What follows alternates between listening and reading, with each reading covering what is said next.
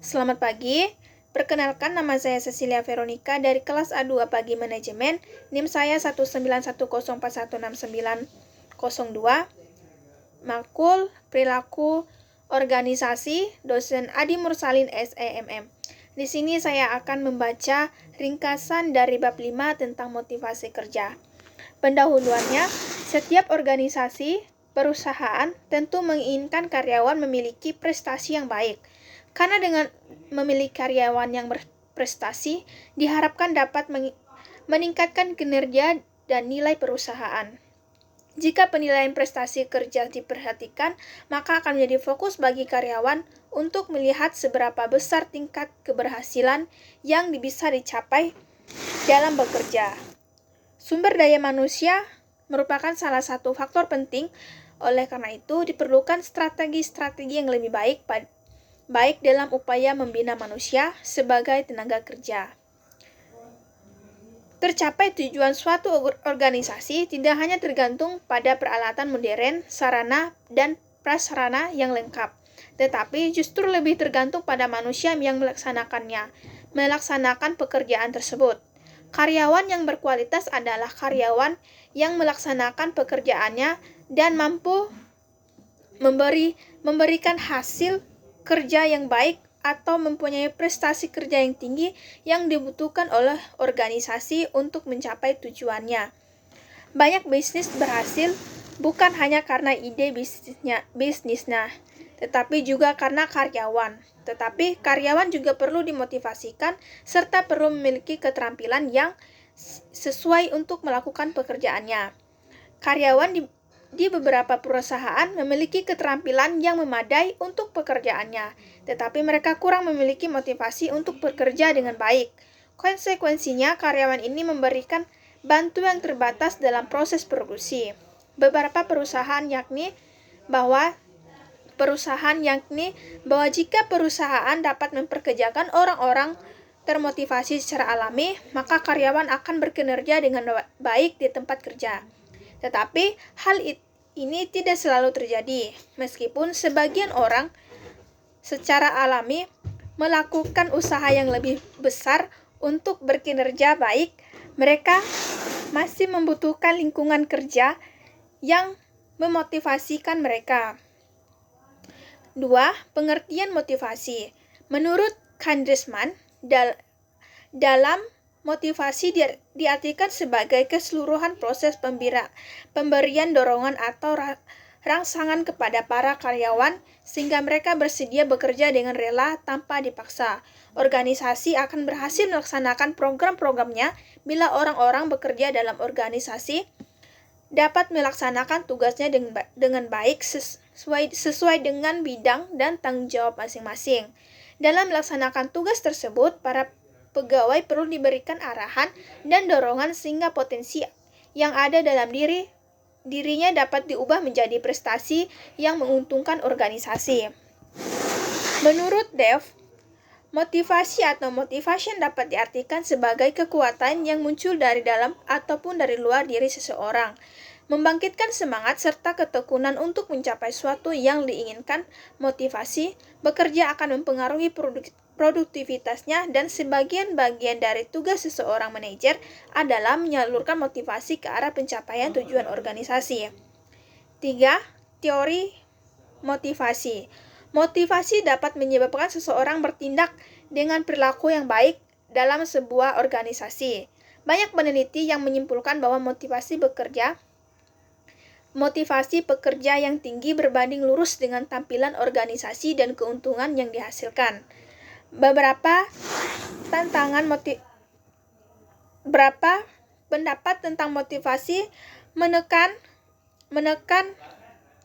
kepada pembahas tentang kebutuhan manusia dan bagaimana kebutuhan tersebut dapat dipenuhi di tempat kerja. Yang pertama, hierarki kebutuhan. Ada banyak teori yang membahas tentang hierarki kebutuhan, tetapi yang mungkin paling terkenal adalah teori yang dikembangkan oleh Abraham Maslow. Tetapi hierarki kebutuhan atau hierarchy of needs dari Maslow mengumumkan bahwa seseorang motivasi oleh beberapa tingkat kebutuhan yang tersusun berdasarkan kepentingannya. Yang kedua, teori Erecht.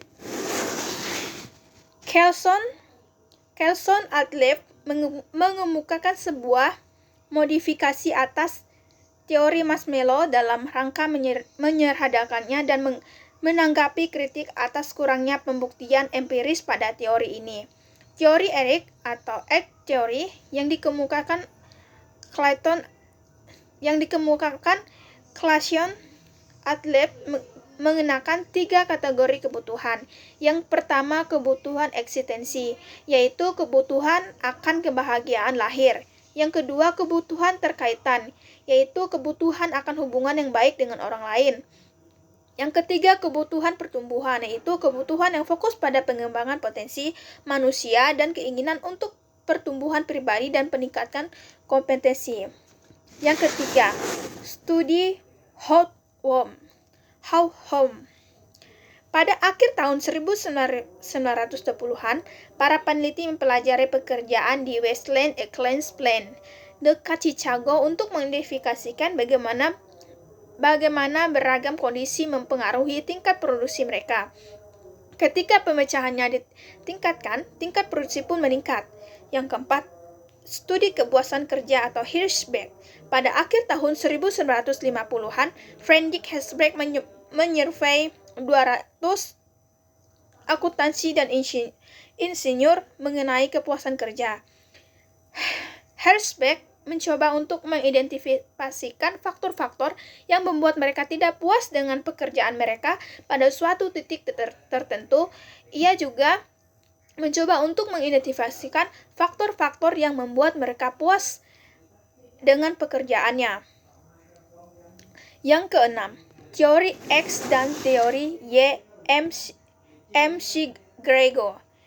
Teori ini mencerminkan persepsi yang mungkin dimiliki oleh supervisor terhadap pekerjaan. Yang keenam, teori Z.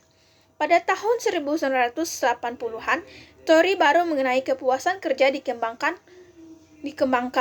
Teori ini disebut dengan teori Z sebagai didasarkan pada gaya Jepang yang peroleh semua karyawan untuk berpartisipasi dalam pengambilan keputusan. Partisipasi dapat meningkat kepuasan dalam kerja karena hal tersebut memberikan tanggung jawab kepada karyawan. 4. Rancangan pekerja untuk motivasi.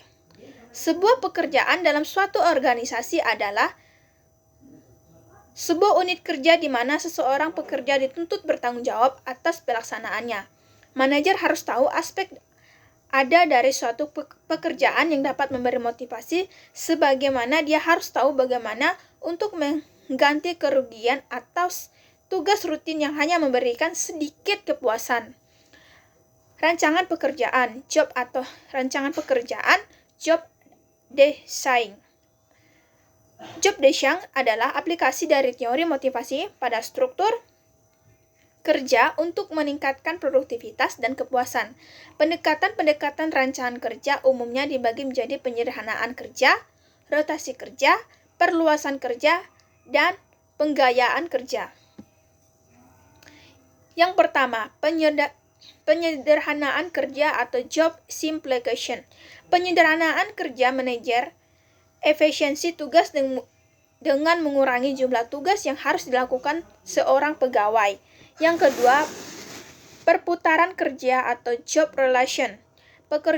Perputaran kerja atau job relation secara sistematis memindahkan pegawai dari satu pekerjaan ke pekerjaan lain, yang karenanya meningkatkan jumlah tugas-tugas yang berbeda yang dikerjakan seseorang pegawai tanpa meningkatkan kompleksity pekerjaan orang lain. Yang ketiga, pemekaran pekerjaan atau job aggregations.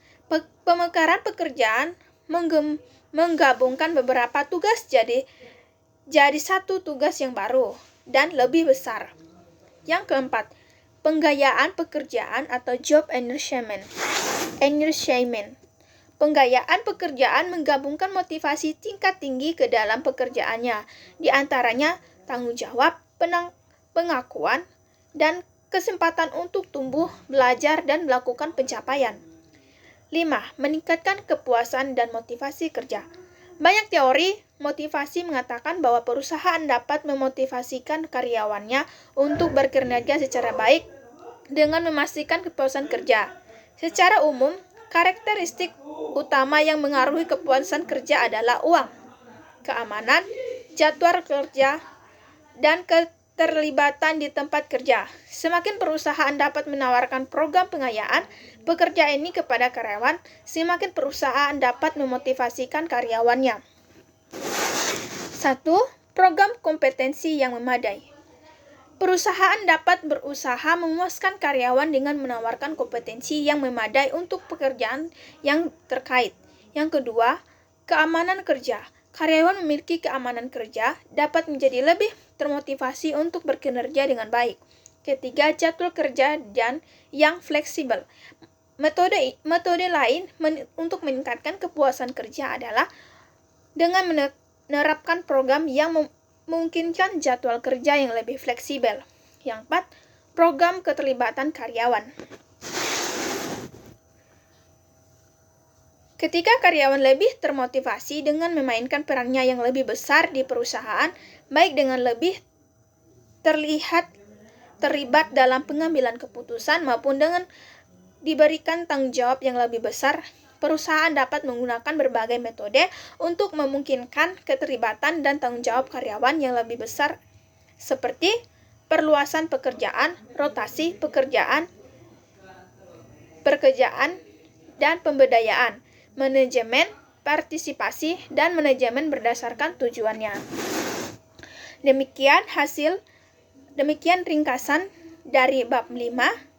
Saya Cecilia Veronica mengucapkan terima kasih. Selamat pagi.